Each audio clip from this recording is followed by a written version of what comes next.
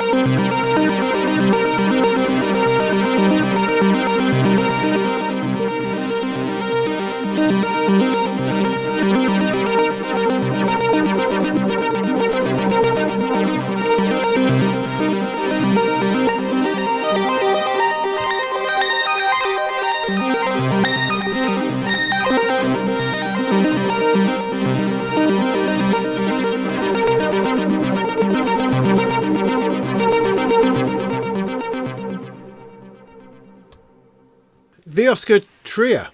Yes, well, let me introduce you to it. So this is from BlaknBlu. I had a couple of massive modules from them a little while ago. A massive Foxtrot filter, I think it was, and then the Alpha VCA. Massive, crazily big, multi-channel modules of awesome modularness. Now, this was sort of BlaknBlu's introduction into the modular world. And then they calmed down a little bit, which was no bad thing. And what they've produced since has been, in my view at least, a little bit more accessible to the rest of us.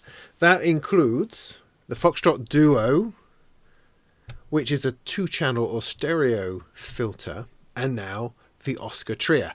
Now, the word Oscar is a little bit loaded in terms of synthesizer history, and it has absolutely nothing to do with that, at least as far as I'm aware. It's just that he likes phonetic alphabets, Foxtrot, Alpha, Oscar. There'll probably be a Mike down the line, or a Lima, or maybe even a Golf. Who knows? But that's what the Oscar thing is about. The Tria means that it has 3 types of stuff going on that was jumbled into my weird demo that I just did, that I hope you enjoyed. And what the 3 lots of stuff are is a regular oscillator, a swarm oscillator, and then a chord oscillator. That's the idea, because behind these panels it's very much a digital domain. This is not analog electronics, although it really does have absolutely every flavour and texture of what analog is all about. It's just built on a digital platform. And so that allows him to generate lots of different super saws and super squares and super triangles and other competing oscillators going against each other. I mean, the first thing to realise, of course, is the fact that it's a stereo oscillator means that it has 2 oscillators, a left and a right one.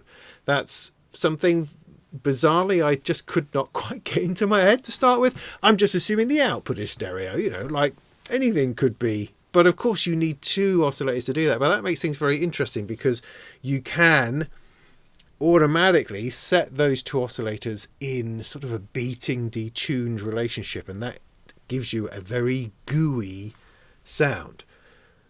But of course, because it's digital, they could have done that anyway. But by the by, because it invites you to treat it as analog, I am going to treat it pretty much as analog, and that for me is what makes it work. Now, it is brilliantly paired with the Foxtrot Duo. They're both stereo, they link into each other beautifully, and of course the sound is perfect between those 2. It's exactly what you're after, because they've been built together. So buying them together as a pair, as kind of a voice, there's no VCO of course, but as kind of a voice, it just works beautifully together, with some caveats around the layout, which I'll get to in a minute. There's more than one thing going on within this oscillator, so there are levels to it and switches that switch you from one mode to another, which can get complex. But we're only talking about 3 modes, and we're talking about 2 layers, so it's not too bad. It's really not too bad. And I'm finding, with increased use, that it's relatively easy to navigate. There are some things which I will point out, which I think is good to be aware of, and if I'm trying to review something, I'm going to show you the things that really work for me, and also some of the things that don't necessarily. That's not to take away from the power and awesomeness of this module, it's just to give you a balanced view. And I should say that BlaknBlu have sent this to me for review. They've not paid me anything or anything like that, and they have no say in what this video is all about. I could make it about completely different things. It's just entirely up to me. But hopefully, I think, by the end of this video, you will have experienced what this is about, how powerful it is, how analog-y it is, and perhaps how useful it could be in Eurorack. That's what I hope. Right, so what we'll do, I'll bring you in, we'll have a look at it, we'll get through the layers, we'll have a listen and a bit of a jam, see where we get to at the end. All right, so this is the BlaknBlu Oscar Tria right here.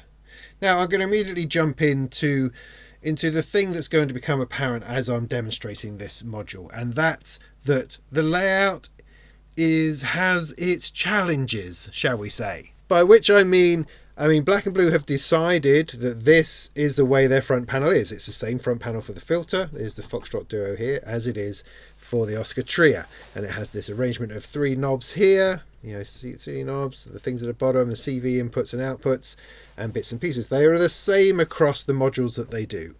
And that can be useful. It's certainly useful in terms of manufacturing, I suspect. However, the layout is just peculiar. So you have the outputs here, right in the middle of the oscillator. And they go to inputs which are at the top of the filter, up here. And then the outputs of the filter are here, right in the middle.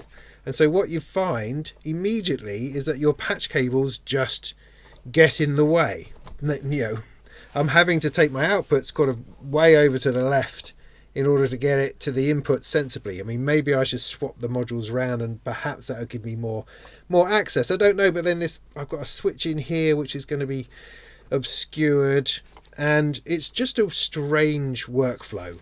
That 1 volt per octave input is here at the top left, which is where the inputs are on the filter, because, you know, they're doing different things, and that's fair enough. But the placement of these things is weird. Also, the knobs all being the same means there's no sort of emphasis placed on anything, and that's both a pro and a con, I think. But it's also similar with the filter. I'd like the cutoff just to be a little bit more pronounced, so it's easier to see and easier to grab in a situation. As it is, because of the placement of these cables, this knob in particular is that bit more difficult to access, and that on the filter is the cutoff. But we're not here to talk about the filter necessarily, but it's an inevitable combination that I'm talking about. We're here to talk about the oscillator. So we'll just have to sort of work our way around this weird cabling. I mean, why can't the outputs be at the bottom here somewhere? Why can't these be the outputs? And then those could potentially be CV inputs to these knobs. Perhaps that would be a better way of using it. Yeah, but then you've got these. I don't know. Front panel design is a challenge. It's difficult, and I'm just sharing how I don't love the way that they've decided to lay this out and how it flows into each other. However, that's all the bad stuff out of the way. Let's get into the gooey loveliness. So mode 1, which is kind of regular oscillator mode. This is, you see, you've got a mode switch here. You've got green, yellow and red. It could really do with a little LED, but hey, we're not going to worry about that. So in green mode, what this means is that you've got 2 pages. The first page is always the white text, if you can see the white text. The second page is always the color text, depending on what mode you're on. So your page switch knob is here, page 1, page 2. A light does come on to show you that you're on page 2, which is kind of like the second level deeper editing. So page 1 is the white text. So the white text is the basic stuff. So let me get you some waveforms and we'll start there. I'm going to bring my little friend, my oscillator, in here so you can see it on screen. Okay, I've just adjusted my camera angle so we can see everything a little bit better, and I'm going to have to do a little bit of shenanigans. Okay, so your standard controls are on the white here. Okay, so I'm over on the sawtooth waveform. I can go round to the triangle and then round to the square. The morphing between them is lovely. Now the 2 traces you can see are because it's a stereo oscillator, so you have both of them at once. I've got it going in stereo into the scope, so you can see both left and right at the same time. That'll become more important as we get into it. So background to triangle, sawtooth. It's nice. It's nice. It's a nice thing. There's pulse width down here for your square wave.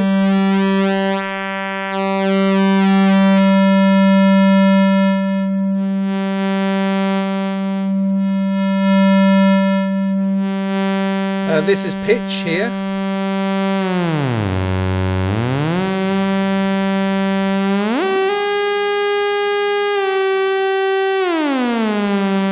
Now it has an indent in the middle, which I think gives us stuff that's supposed to be in tune with something. I imagine so. Got an octave switch. which is actually really handy. I like those.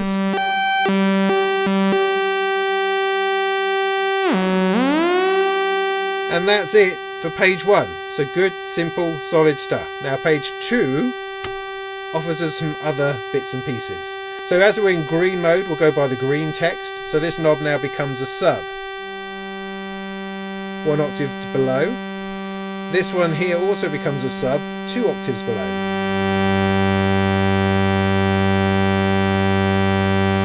So that's already quite nice.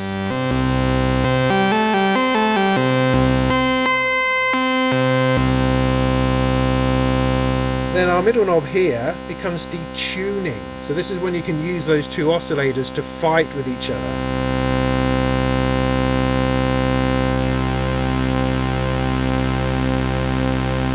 And that is lovely.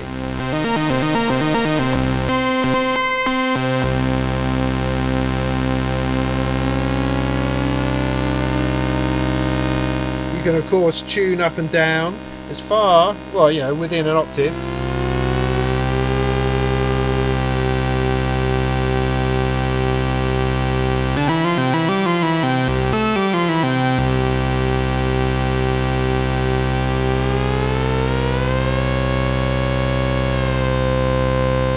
Slightly over an octave, I would say.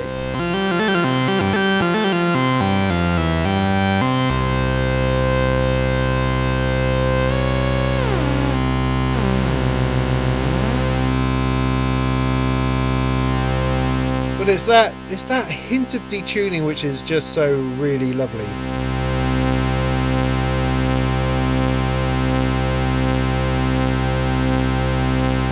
And then this throws up kind of the other issue, I suppose, because I can go back to page 1 and I want to select, there you go, the square wave, but my knob is now pointing to triangle because I used it to change something else. If I move that to square, nothing flipping happens. Nothing happens. I have to go all the way back to pick up the value, and now I can move it.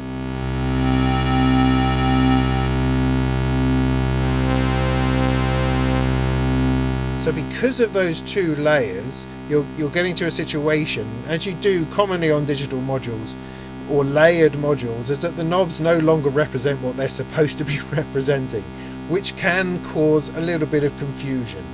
So you're often finding yourself having to completely go round a knob in order to get to the point that you can use it. So for pulse width, so for instance I'm going to go to there or to here. Then if I decide to turn off the sub, I can turn that off, then go back to the pulse width. It's not there, there's no pulse width until I hit the last value that it was on. Now there's 2 schools of thought on that, having it pick up like this or having it just jump to where you are. Both of those things are good and bad in their own way.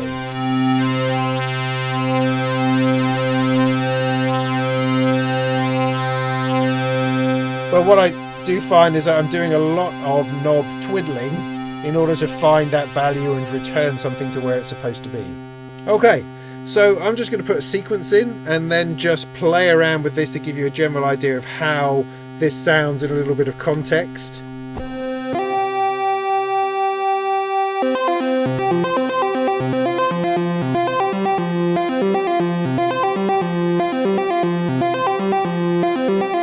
So no filter, just using purely the oscillator itself. I'm going to take out the subs.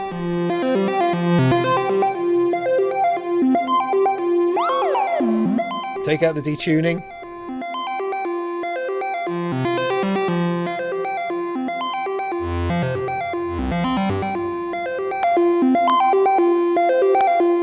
Go back to page 1.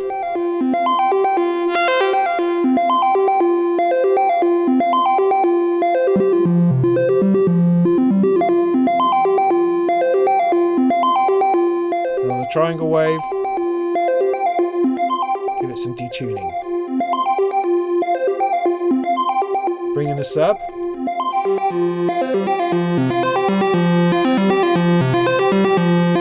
And a second sub.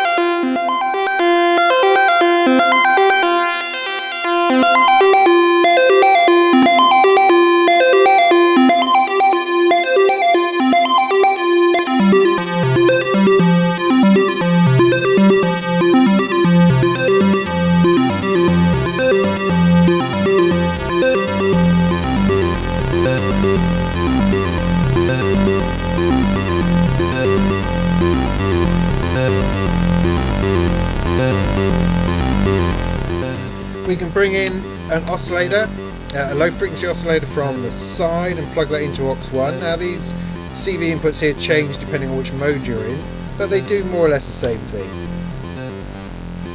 So aux1 changes the waveform.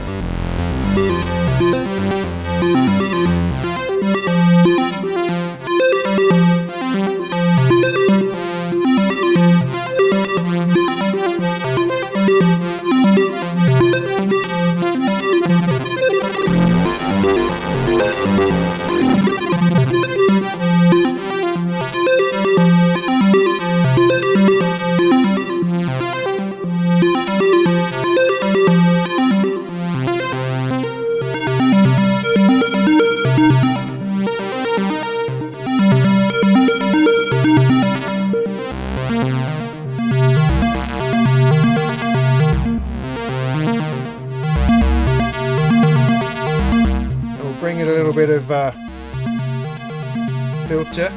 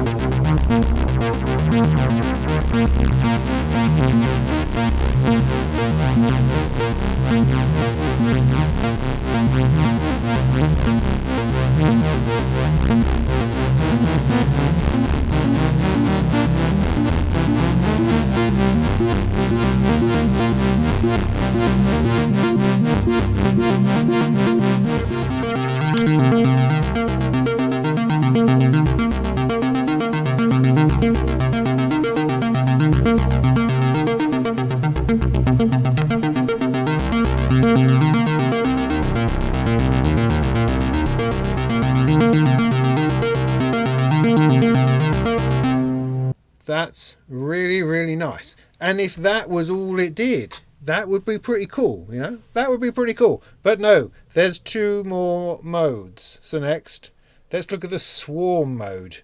Now, as you know, the knobs don't mean anything at the minute. So on page 1, I'm just going to try to put everything back to where it's supposed to be by giving everything a good sweep. You know, if you know what I mean. So that I can be sure that things are as they're supposed to be. Right, good. So, swarm mode, yellow. Page 1 should be the same.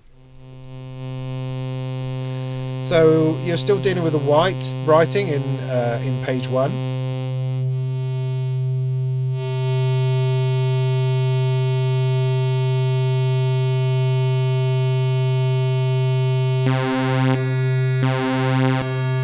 You seem to lose a little bit of level, which is probably normal because you're going to be stacking oscillators. So this is a single oscillator, square, triangle, sawtooth. Let's go with a super saw, shall we, to start with. So in order to add more oscillators, we have to use the yellow writing, so in yellow mode. Swarm is on this one, so page 2. There's that next oscillator. And more. And more and more.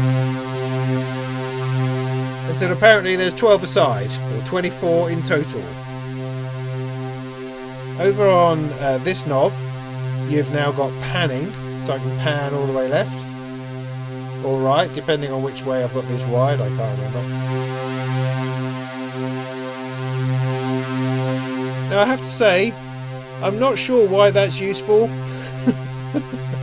It's not, I don't know why I'd want to do that particularly, but hey, it's a thing and it's there, and I'd understand if it pushed the stereo image apart and brought it back together, but no, this is panning left, panning right, but hey, that may be something that you're interested in, who knows.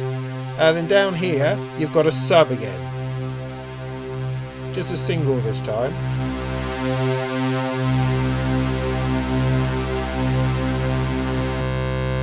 So that's one oscillator again, all the way through. So let's start something going again.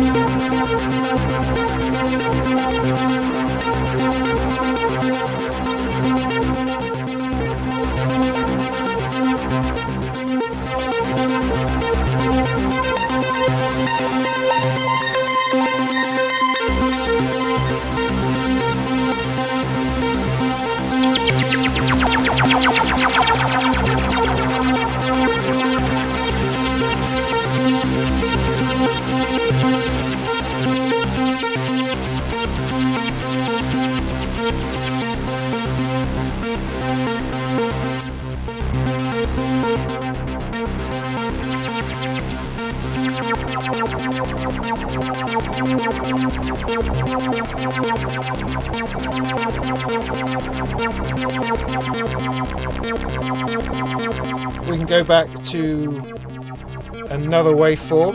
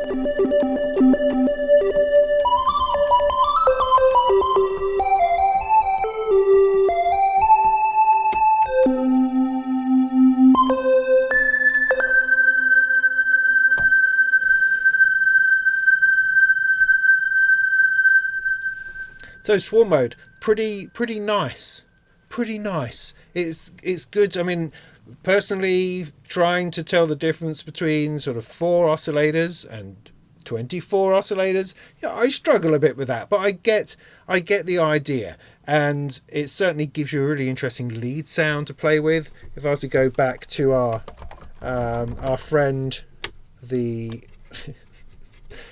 the sawtooth, once I'm on the right page.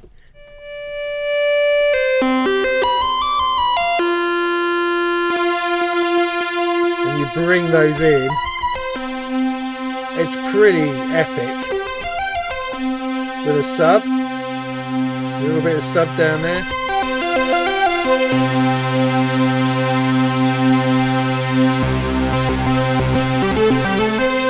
Add a delay.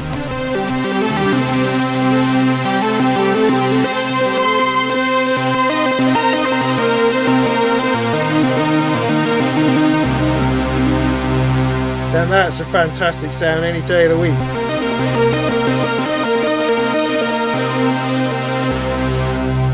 Add in a little bit of filter.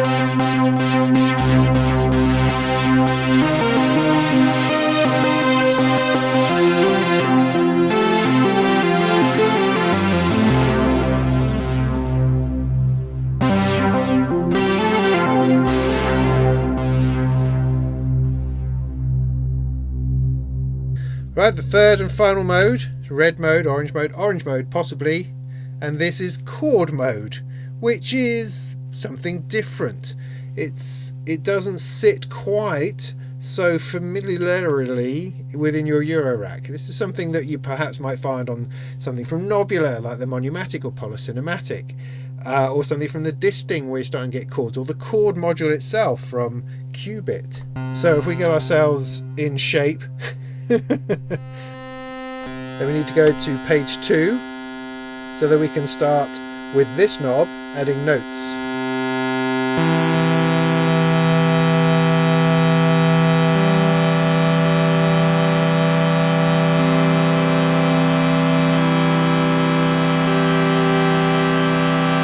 Let's take the delay out for the minute.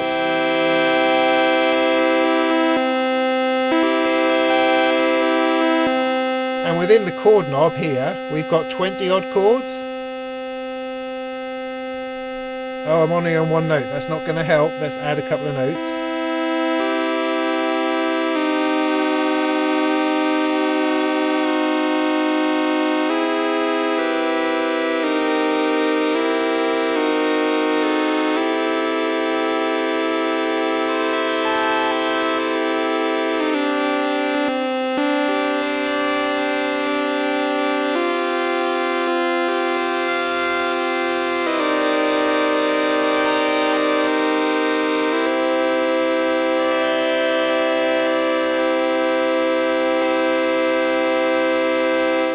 Now, of course, these chords can be addressed by one of the auxiliary inputs. Possibly. Not that one, though. There we go.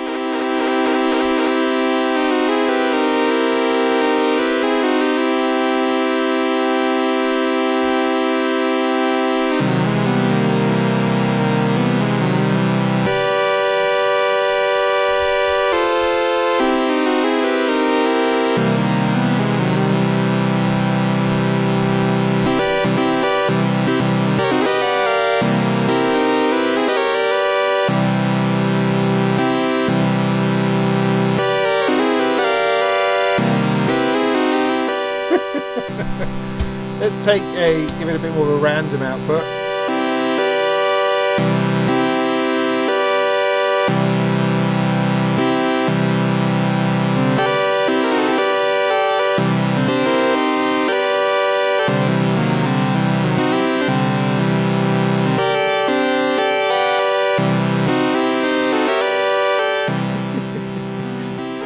Then the other control you have, other than adding notes, choosing a chord, is you've got detune.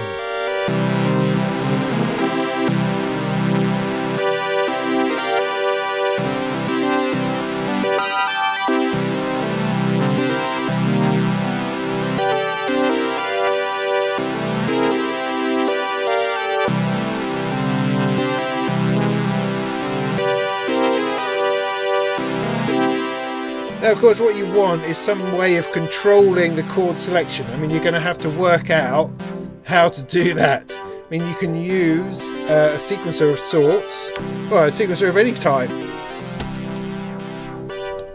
So if I take the chord selection and put that into a sequencer,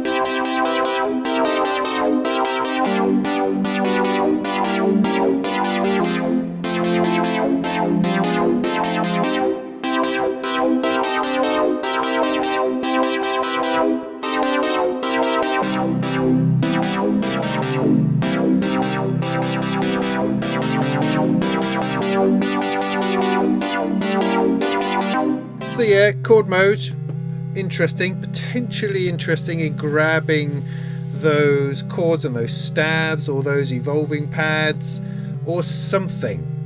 There's definitely something you can do there. It's not for me as immediately useful. However, I mean, I've used things like the Polycinematic, for instance, just for a single chord stab that has worked brilliantly within the context of a set, and this could absolutely do that. I mean, wired together with the right sort of envelope, and it could really be something.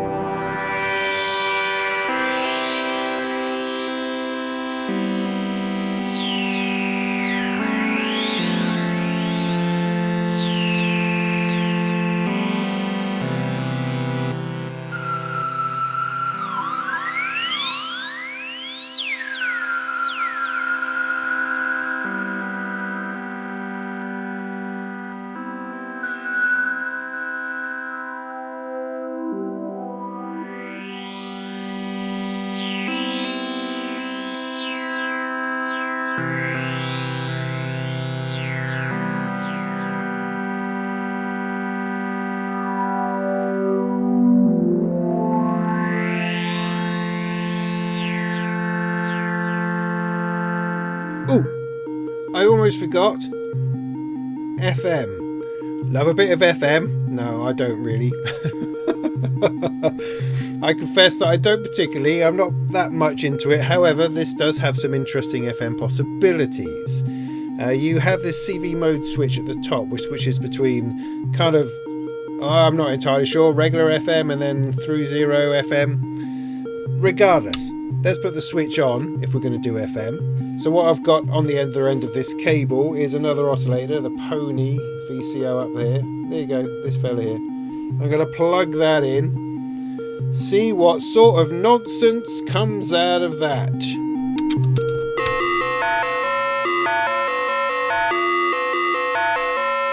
Lovely, lovely, lovely. Now we can sort of nuance this a little bit.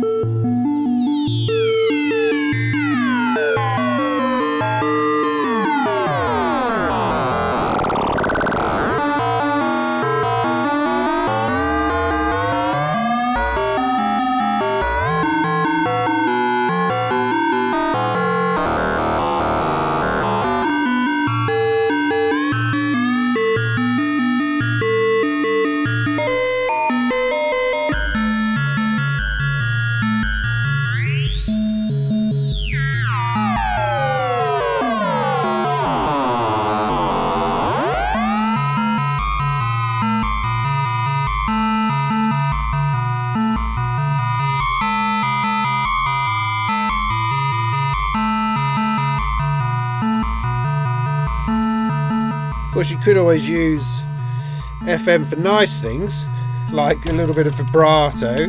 That's a thing you could do. So if I take an LFO, plug that into there instead.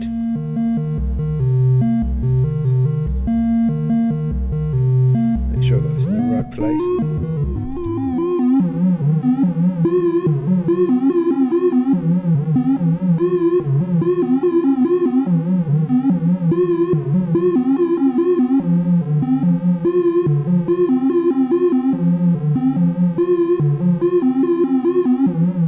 The alternative, of course, is to patch it into itself. So we can take the output of the second oscillator, which we know is the pitch moving one, plug that into itself. And then you're going to have to sort of play with the pitch.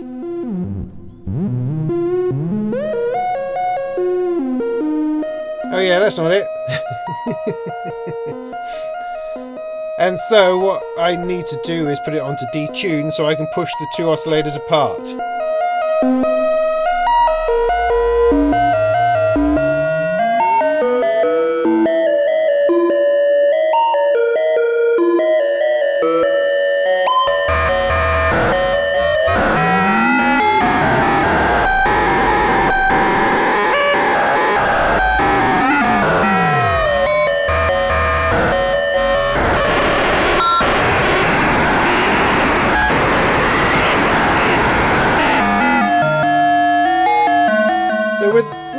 With a little bit of play,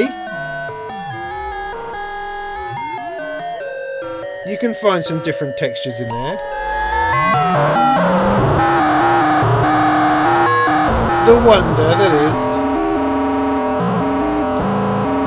FM.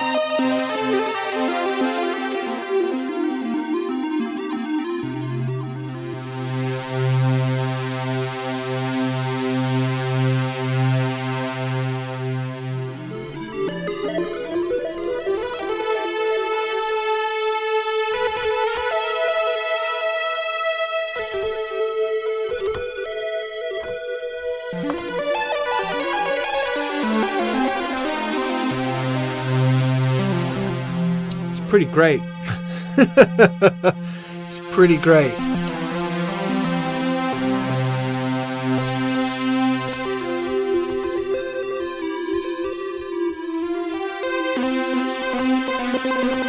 It is a swarm mode, which is pretty great. I think original mode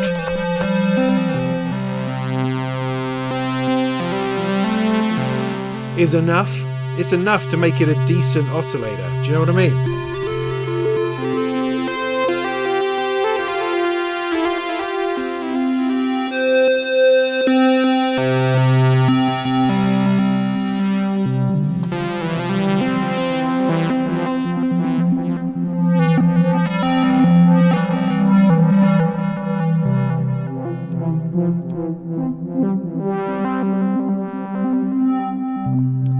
There's one last thing I wanted to do, which was to run it just through a mono filter, to run it not through its little partner, but to run it through something else, just so we can hear that. So you don't need to see that closely, and also you can see how it patches into something else. So I'm just going to take a single output. I mean, we tend to take the left output of things, don't we? So let's take that, the left output, and I'm going to take that through my sunless city filter up here.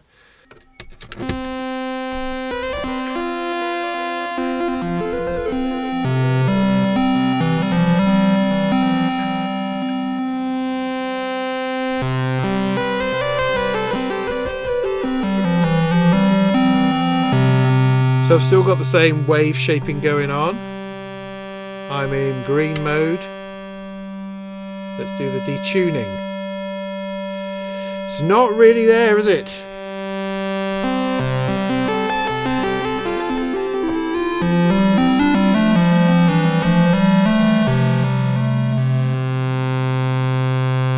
That's interesting.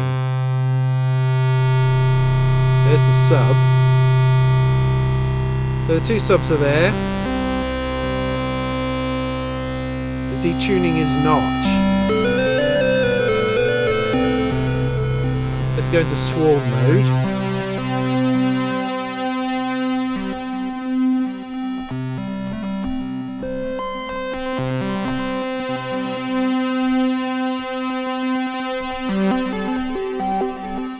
The oscillator swarming, the build up is definitely there.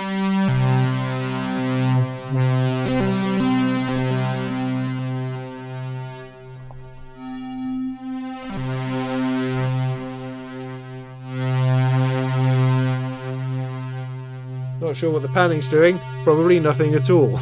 Then we go into chord mode.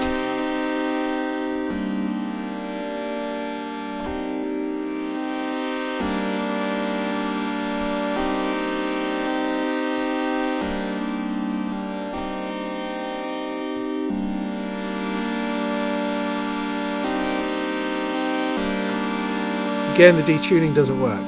So there you go. That's something that we discovered.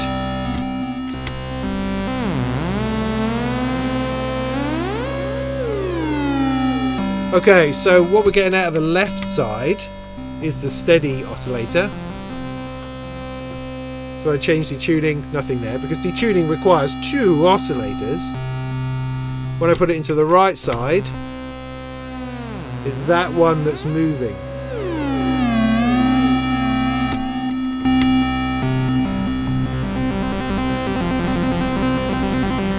Now what I could potentially do, I could put it in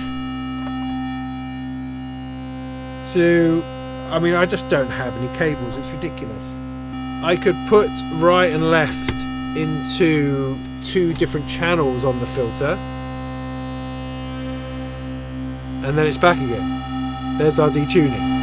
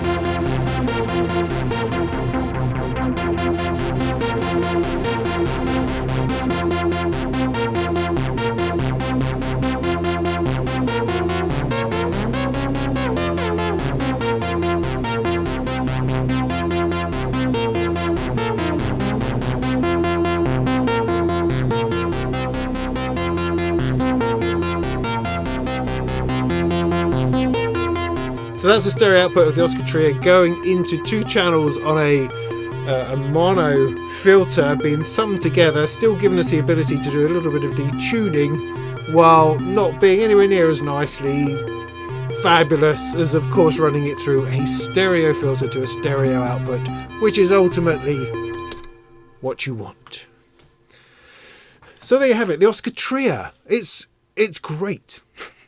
No doubt about it. The sound coming out of this thing is brilliant. You're getting a lot of scope. That wave morphing from sawtooth to triangle to square is really nice. You've got tones within the folds. You will find extra sounds and timbres, and the smoothness of the sweep between it is really, really lovely. Having 2 subs seems a little bit much. I find there's a lot actually, because people like to stick more subs in there. I'm not always sure on the usefulness of that. I mean, 1, I can start to feel that. 2, it just always seems to be a little bit muddy. But this seems to work really well, and I like the ability to be able to bring them in and out, mix them in rather than just turn them on or having to mix outside the oscillator. So that is undoubtedly useful. The detuning when running through a stereo what's it thingy-bob is beautiful. It really is everything that I like about having a 2 oscillator synth anyway, is that ability to just put them together and then pull them slightly apart to get that gooiness. That is a lovely thing and can work brilliantly within your Eurorack, particularly as a lead sound or as a bass sound. And it will really bring something that's different to the normal bleeps and bloops you've got in your Eurorack. And so for that, I think it definitely should be applauded. Swarm mode, yeah. I mean, you can get your super saw leads if that's what you want, if you're after your JP8000 type of virtual analogue-y thing going on. It's definitely there, and it has a lot of movement in it with what's going on and how they're going about. You can also create some nice sine wave multi-layered swarms as well, which can add a whole other feel to it. So it doesn't have to be raspy, it can be pure and brilliant up the top end of your keyboard. That's nice. That's a good thing. Chord mode it's useful in its context, and when you can find that context like I did there for a little bit, and you know where those chords are and you can find them with whatever it is you're plugging into it. I mean, you probably need some kind of sequencer that you can dial in exactly what chords you want for chord changes, but you're not changing you're changing the chord quality, what the chord is, as opposed to this. It's always hard to explain, as opposed to the pitch of the chord. Yeah, you're not changing it from a C to a D, you're changing it from a major to a minor to a diminished to an augmented, that sort of thing. And so you need something which is changing the pitch as well as something which is changing the chord, potentially. Or not. I mean, you might have the same chord going all the way through. It's a useful thing to have, very much. If it's not going to be something I would use very often, it's an occasional use, plop that in there kind of thing. But then, of course, you're going to have to use something else for your bass lines and your leads. So this is always the trouble, I think, with multifunctional modules, is that they offer a lot of stuff, but you can only do one of them, which makes you want to either buy more or just get a bit annoyed. And I imagine BlaknBlu would love you to buy some more, not the annoyed side of things. So, swings and roundabouts on that, I think. But overall, it's a great use of a digital platform to generate, first of all, a pure voltage controlled oscillator experience, to then offer that in stereo, to then offer that in detuned, to then offer that in swarms, and then chords. I think it's a good evolution of what a VCO should be able to do. And if you find some of it too complex, you can just come back to your basic waveforms and have a fun time doing that. The interface can trip you up and mess you about a little bit. It's not fabulous. It's not in the superb workflow kind of way, but it works and you can get around it and you know what you're doing once you've sorted that out, and it's not going to be too difficult.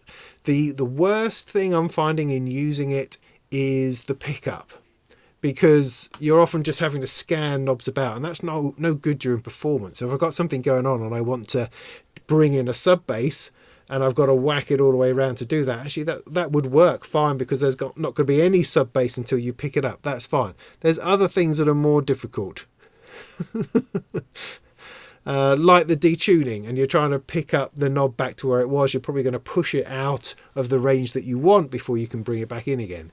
So yeah, it has its little bits of awkwardness, along with the layout and where the cables go, that evidently worked for them when they designed it, but doesn't. I mean, you also got to look at it from a slightly bigger picture. If there's a lot of modules coming in of different applications with this same front panel, then perhaps it's going to work out better. But for the oscillator into the filter, it just kind of gets in its own way, and that's a bit of a shame. But on the whole, the sound quality and the variation that you get, I mean, you heard that as the waves go through and you put it through a nice bit of reverb and delay. Oh, it's fantastic. Absolutely fantastic.